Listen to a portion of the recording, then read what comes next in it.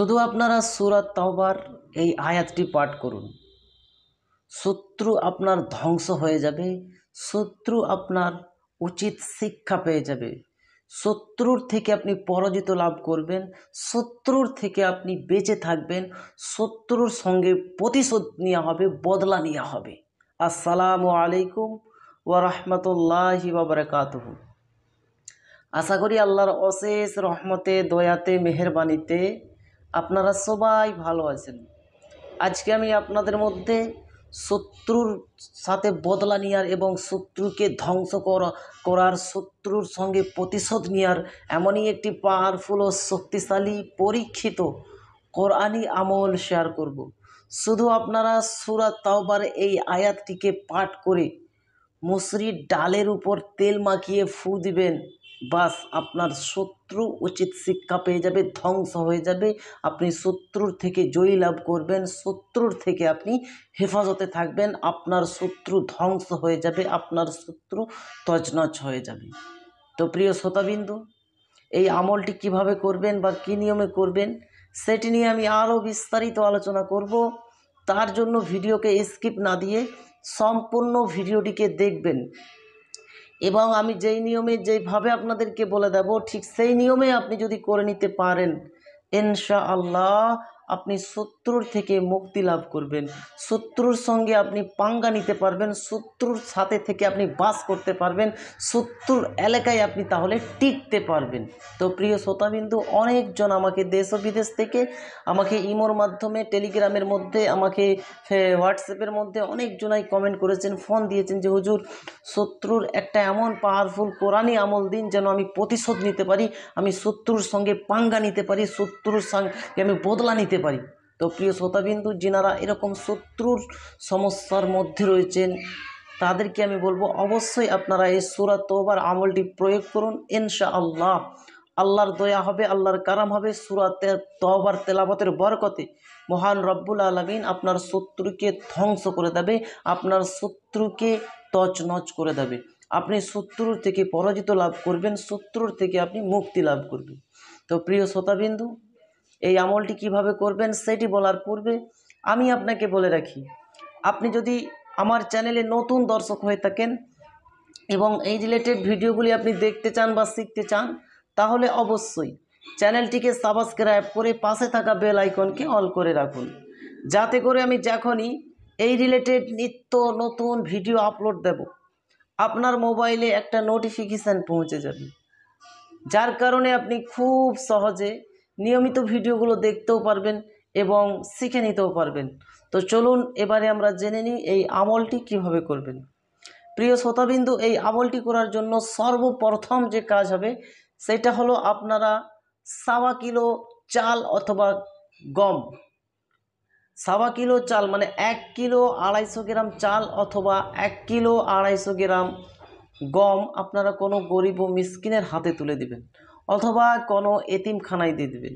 আর যদি আপনার জন্য চাল গম পসিবল না হয় তাহলে আপনি যেই এলাকায় বাস করছেন, যেই কান্ট্রিতে রয়েছেন, সেখানে 1 কিলো 250 গ্রাম চালের দাম কত হচ্ছে, তার মূল্য কত হচ্ছে, মানে মিডিয়ামটা, খুব হাইফাই দিতে হবে না, খুব নর্মালটাও দিবেন না, মিডিয়াম যেটা সেইটার মূল্য আপনি কোনো গরিব ও মিসকিনকে দিয়ে দিতে পারেন অথবা কোনো এতিমখানায় আপনি দান করে দেবেন। আশা করছি আপনি বুঝতে পেরেছেন।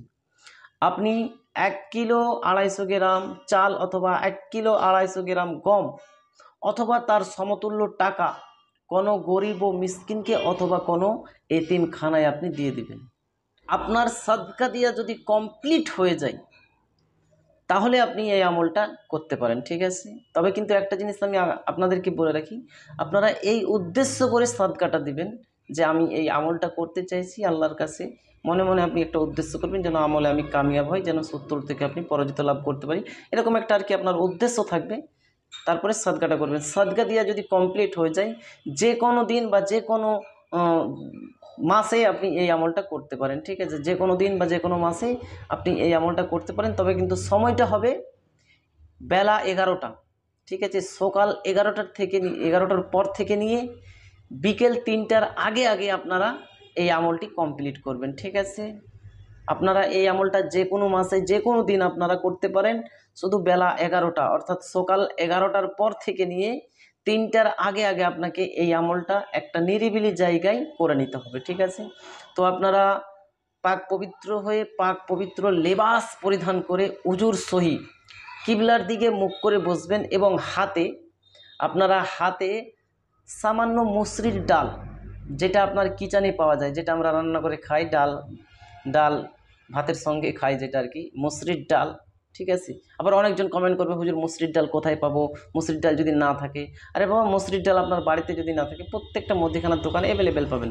ওই মুসরির ডাল আপনি সামান্যটুকু আপনি নেবেন, অল্প পরিমাণ মুসরির ডাল আপনি আপনার ডান হাতের চেটোতে নিয়ে নেবেন, ঠিক আছে। যার ডান হাতে আপনি নেবেন এবং তার সাথে আপনি একটু সরিষার তেল ঢেলে দিবেন, ঠিক আছে।